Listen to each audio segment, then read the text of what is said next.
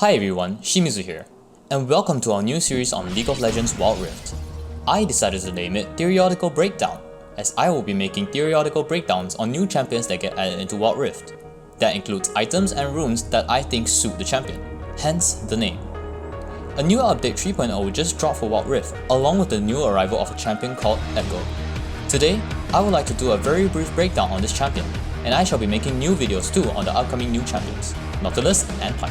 So poke that like button and consider subscribing so that you don't miss out on any of our new content. Alright, let's get right into it. First is his passive. It is kinda like an electrocute fused with a phase rush. Basically, every third attack or damaging ability Ekko does to a target, he deals bonus damage on that third attack and gains a rush of bonus movement speed. This passive procs for every third attack dealt to the same target, which means he can throw all of his abilities on the same target and still get a passive proc, which makes him very slippery in fights. But take note that the bonus movement speed is only granted when the passive procs on an enemy champion. This is also one of the main reasons he has so much damage, which makes him a very good early game ganker, if you are playing him in the jungle that is.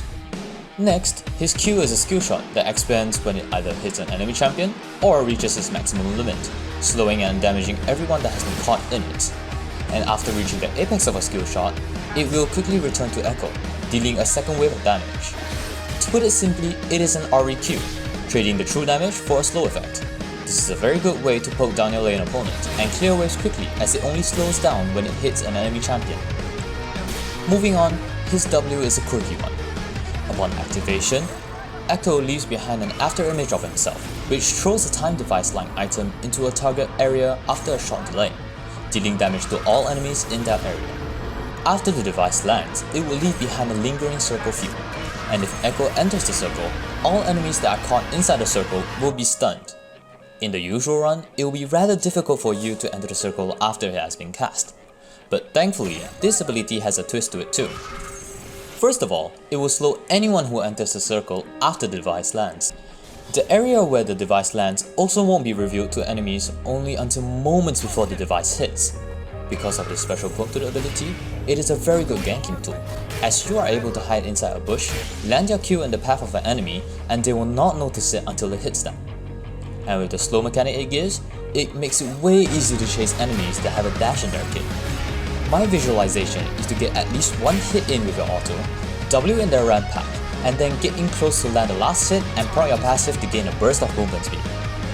Ekko's E is a short dash that can go through walls. After dashing, Ekko empowers his next attack to gain additional range and damage. And upon attacking, he will blink to the target he is hitting. This is the ability that I love the most, solely because this ability opens up infinite possibilities for early game outplays. Ekko's E allows you to close gaps, easily proc your W stun, redirect your Q to strike twice, and allow you to dodge skill shots not just once, but twice! I believe I don't have to say anymore, do I? But do watch out, as you are a very squishy assassin, and this ability is your sole way to get in and out of your fights reliably. So make sure to use it wisely, and never rush into an equal fight with your E unless you are certain that you will win the trade. Finally, Ekko's ultimate. Upon gaining his ultimate, Ekko leaves behind a Spectre which walks in the exact same path that he has walked, just a few seconds delayed. The Spectre will mimic every movement Ekko does, but not do any sort of damage whatsoever. When Ekko activates his ultimate, he becomes untargetable and heals for a certain amount of health. Then, he reappears at the spot where the Spectre was last seen, dealing a significant amount of damage around him in a circle. To me, this ability can be played two ways. You can either use it to deal damage as part of your combo, or use it similar to a stasis for survival's sake. But when I say survival, I don't mean it in a get me out of here kind of way, but give me a breather and I'll demolish you kind of way. In another sense, this can also be your escape tool, but honestly, it isn't a very reliable one, as it is rather difficult to balance the equilibrium between the damage you put out and the amount of time you spend in the fight. 1 second too deep into a fight may lead to your only escape route being cut off, which most people will call a waste of time. Get it? A boy who broke time? Wasting... You know what? Never mind. Fabulous. Now that leaves the items and runes. Personally, I think that Ekko should be played more in the jungle rather than the mid lane. Some people might beg to differ, but let's just go with this for now. For a Keystone rune, you run an Electrocute, as Ekko is a skirmishing champion. His cooldowns are short, but his physique, on the other hand, is rather squishy. So he will win short fights, but die off against enemies who have a lot of sustained damage. Thus, taking Conqueror isn't really rational. Next, for your Domination rune, you can choose between Gathering Storm, Champion, Giant Slayer, or Weakness. The reason I think that these runes are suitable is because Gathering Storm provides you with decent damage even in the late game. But I say this under the assumption that Ekko does not fall off too hard late game like Pantheon. Champion is a very good rune to one-shot people, and since you are a jungle assassin, you won't have to have the damage against jungle camps as there are only so few of them. Giant Slayer in theory is good, because it helps you to one-shot tanks. But this is also under the assumption that Ekko does not fall off late game. Triumph is also very good as it provides you with survivability and more one-shot potential. Finally, the sussy one out of the group, Weakness. You might say, oh, but Shimizu, you have got to be trolling to run Weakness. Well, maybe I am. But this could actually work. Hear me out. Both your Q and your W are one of your main damage sources, as hitting either of them will count towards an engage. And luckily, both of them have a stun or slow effect to them, thus proccing Weakness, contributing to your damage output. So, in theory, it works. For the Resolve rune, I would highly suggest taking either Adaptive Carapace or Ultimate Shield.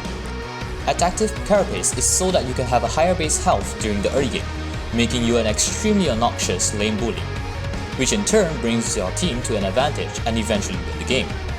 This might be a little far-fetched, but I believe that Ultimate Shield will be rather nice to have, as it boosts your survivability when you cast your ult, which is in a way your semi-survival tool. And having more sustain will also mean having better one-shot potential. Finally, for the Inspiration rune, I would suggest either taking Pathfinder or Mana Flow Ban, as no other rune will suit the role better. Pathfinder assists you in ganking, which is what you will do most of the time. And because Ekko uses a lot of mana, you might consider taking Mana Flow Ban so you won't run out of mana in the middle of ganking someone. Finally, I shall talk about the item build. As you will want to be one-shotting enemies a lot, you will want to have a lot of ability haste in your kit. So you might want to build Archangel Staff, so that you won't run out of mana easily. Additionally, it frees up a rune in your inspiration tree, and once you have evolved it into a Seraph's Embrace, you will have much more survivability from the lifeline passive it gives. But only build this when you are going against a lot of early game to mid game oppression. Alternatively, you can get Lich Bane as your first item for high one-shot potential, and become the true early game bully you are. For your next item, you will want to buy Nash's Tooth, as you will be utilizing your passive procs a lot more than you would expect, and Nash's Tooth increases the damage on your auto attacks. Do you see where I'm going with this? As a cherry on top, it also provides you with ability haste, allowing you to spam your abilities more. As your third item, you will want to get a Rabadon Staff Cap or Void Staff, whichever you may need. If the enemy isn't building any magic resist items, then go ahead and build Rabadon's Death Cap. But if they are, get Void Staff. The last two items are situational. If the enemies have a lot of CC, then get a Banshee's Veil. If they have a lot of healing, then get the Green Book. Or, if they have a very tanky composition, you can get the Morel Stormbaron combo, where you get the Green Book and the Liandry's Torment. For boots, get anything you need. But don't take Speed Boots or Van Boots, as their value is not as great as the others. Lastly, as for your enchantments, QSS, Glorious Enchant, and Protobell are your top picks. Stasis isn't as good because you already have your ultimate, which in my opinion is a better stasis. Alright, that just about wraps up this video. Thank you for watching and see you next time. This is Shimizu signing off.